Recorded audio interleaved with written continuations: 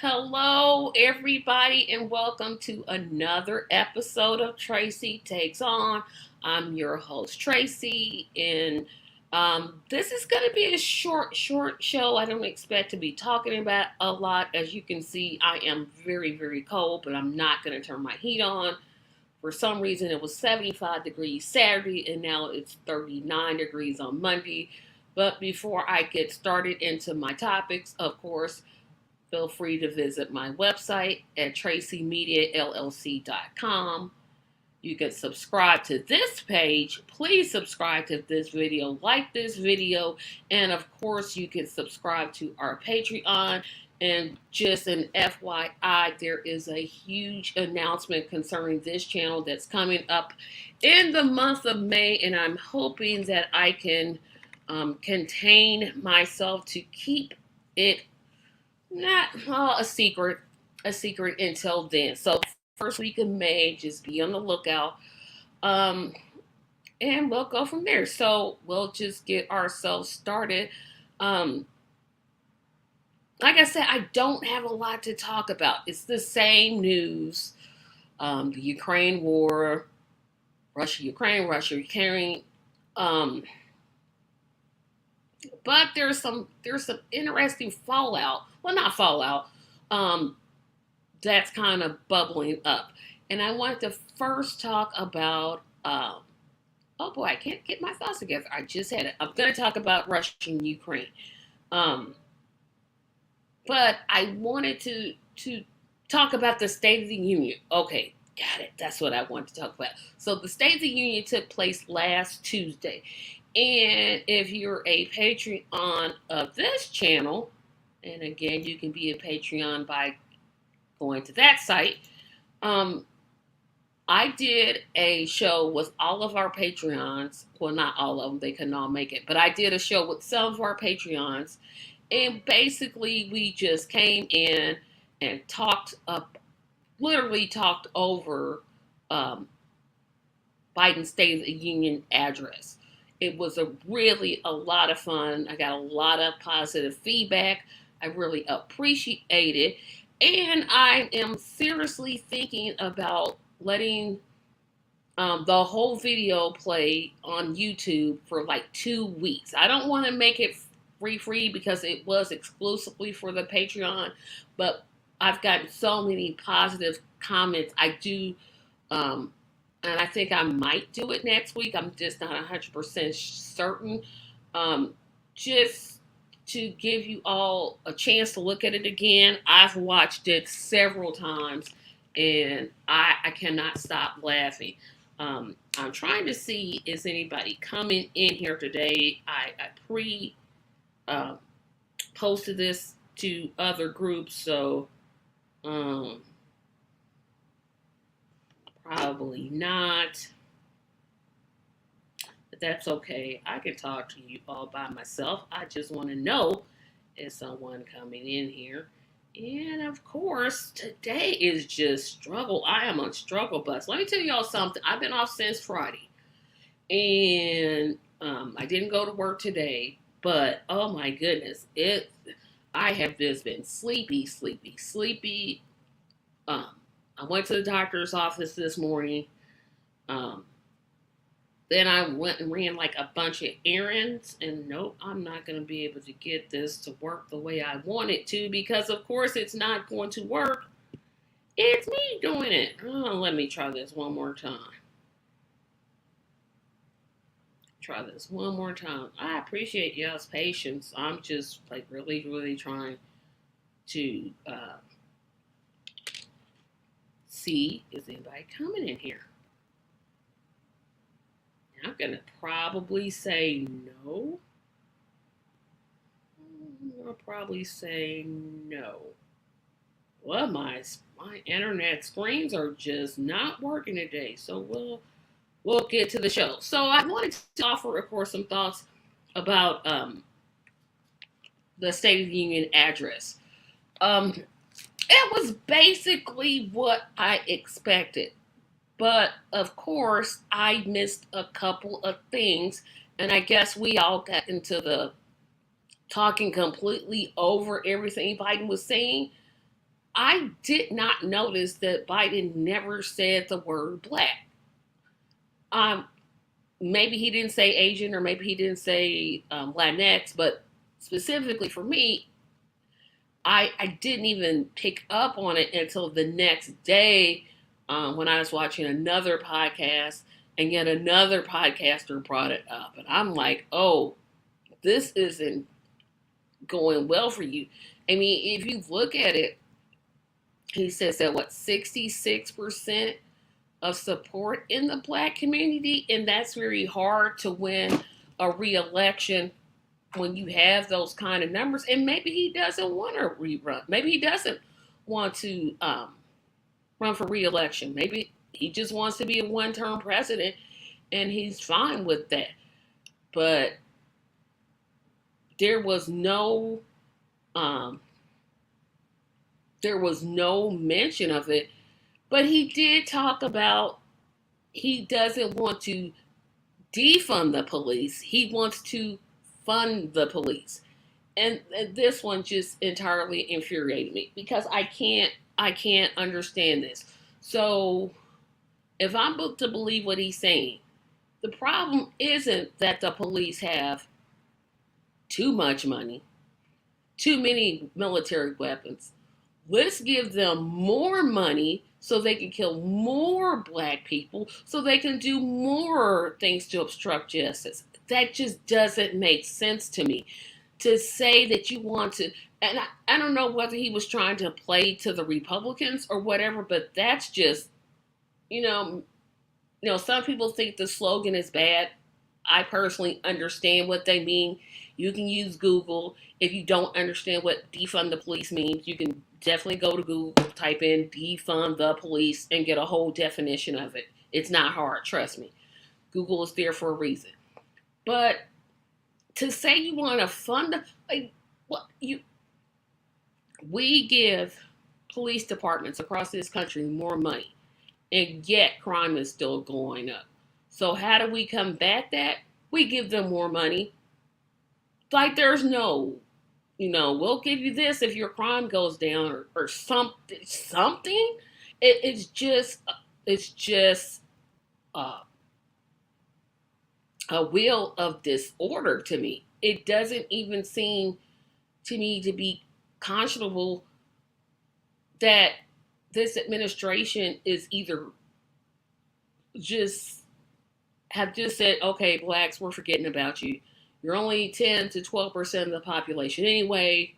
We have the Latinx communities that's growing, so we'll concentrate on them. It's just like we have been the Democrats have taken advantage of the black vote for years. I've said that for years and years and years. That's probably one of the few things that I agree with Candace Owens about is why are we throwing our support behind a party that doesn't support us? It doesn't make sense.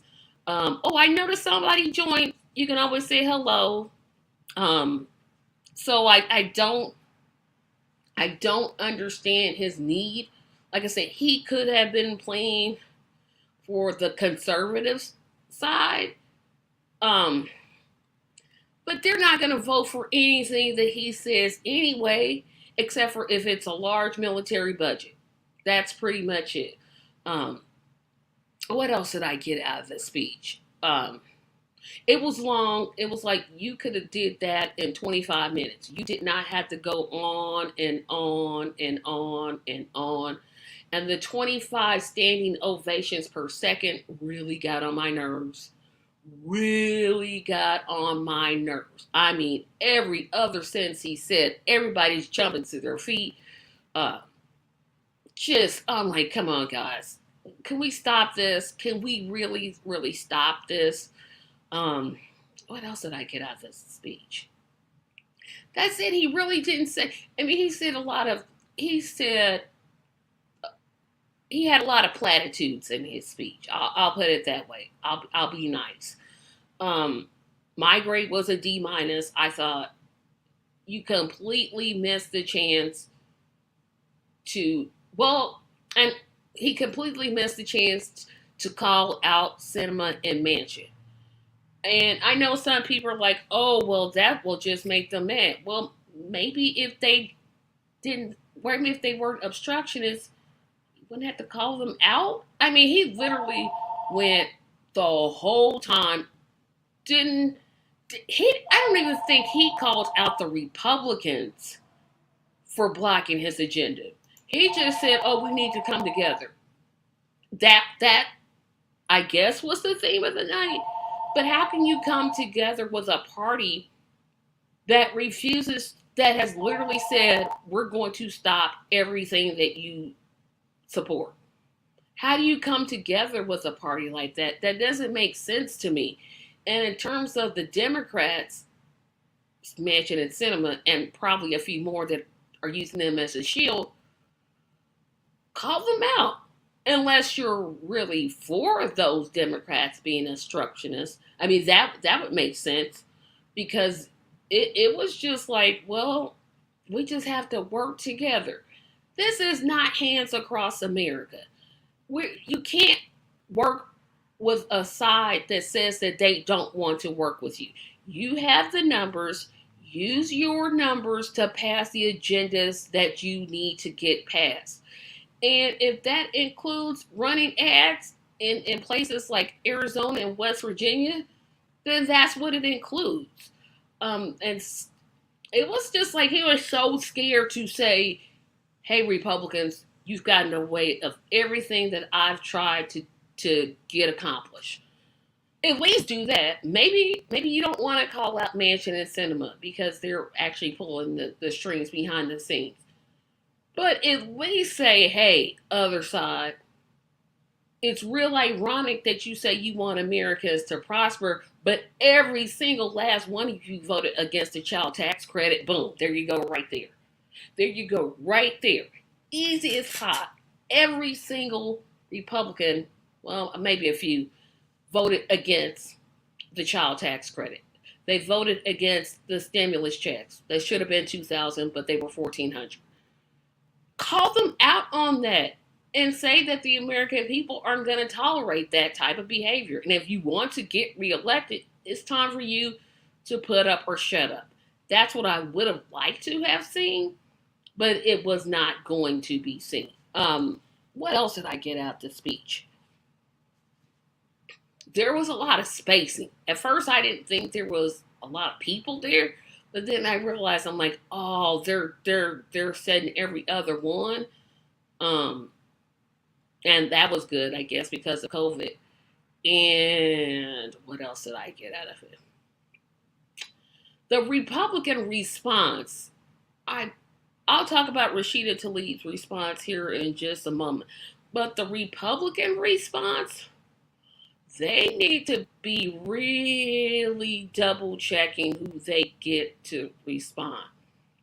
That was terrible. I mean, she kept talking about things that were 5 and 6 years in the past. And I'm like, wasn't Trump president when that happened? And they kept talking, and she just kept talking about our freedoms and Iowans. And I know, she's the governor of Iowa, so she's got to talk about Iowa. But you're addressing the entire United States of America. So, get with it. Do something else. Get somebody else. Now, of course, you can't get Lauren Boebert, who has a real interesting past. I wish I could talk about that during the show, but the show is only supposed to be 30 minutes. I would run out of time. And Marjorie Greene, don't get those two, but you get somebody like no, they've banned Cheney from the party. They've banned I can't even pronounce his name. Oh my gosh, I know his first name is Adam. Somebody help me! But the other guy that's on the January 6th committee, and he's a Republican. Yeah, that guy. They won't get him, but get some. They could have gotten Mitt Romney. That's who they could have gotten. He's not as seen as a ultra right Republican, but he's a Republican, if that's making sense. Yeah, I don't know. I'm just like that. She just could not. She like I'm struggling to put thoughts together now. That's basically what she was doing. I'm like, could you put together a sentence and then make that sentence make sense? Because she just rambled on and on and on. I'm like, okay, I can't watch this anymore. And of course, Rashida Tlaib had the best speech of the night, pretty much. I mean, her response, she was specific. She said where she disagreed with Biden at. She laid out what he should be doing. I mean, this is what if Biden had did what she had did, of course he's not going to get up there and criticize himself. But if he had said, okay, this is what we accomplished, this is what we came short upon, and this is how we're going to improve it, I would have had a totally different reaction. Totally different reaction than what I did Tuesday. Her response was just everything that's what I want to see the Democrats do. And I'm glad, even though she says she's a Democrat, she was speaking for I want to say the Poor People's Party. I'm not sure what it's called, but she was speaking on their behalf.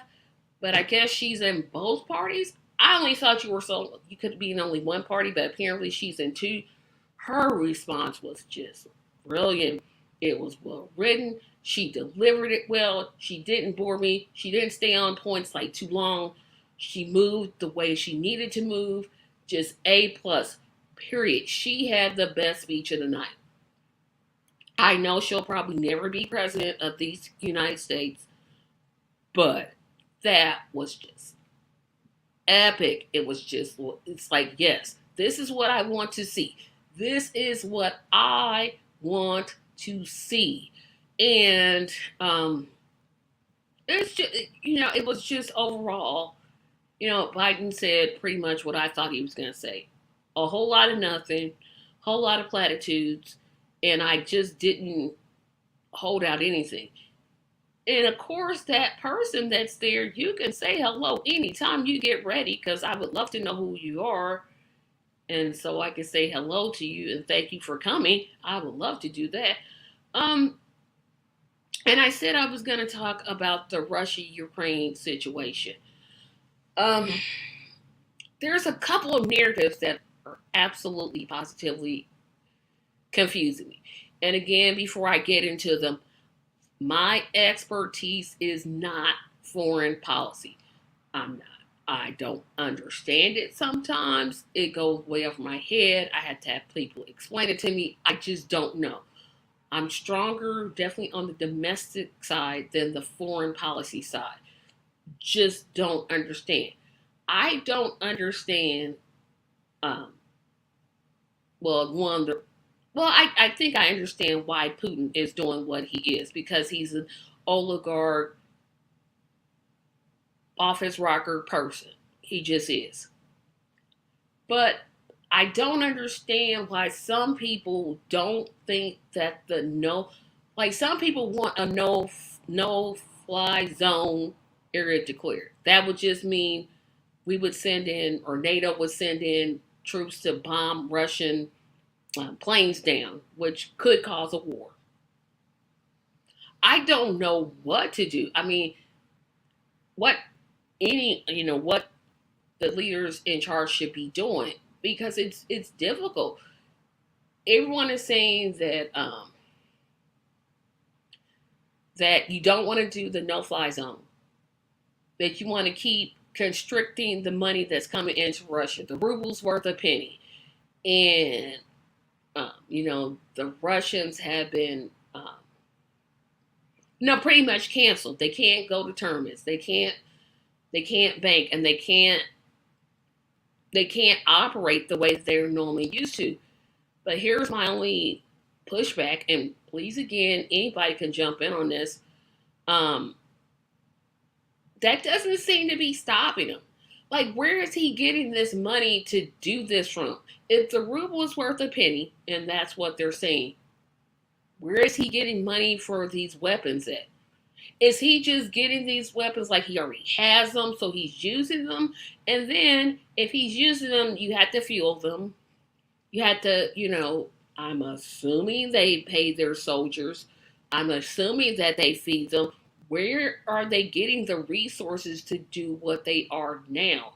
And how do we constrict those resources? I hope that question makes some sense because I kept thinking, now where are they getting? If they have no money, they have no access to bank accounts, they have no access.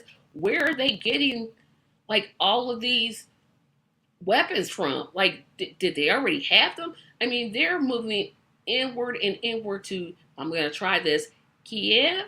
I hope I pronounced that right. I hope I pronounced that right. I probably didn't, but forgive me if I did. So they're moving. They keep making inroads. They disbanded or disarmed or blew up a nuclear site in Ukraine. I'm like, they're making, it seems to me like they're making all of these advancements. But how can they be making all these advancements if they have no money to do it? I mean, that doesn't make sense to me. So, anybody that can explain that to me, please do.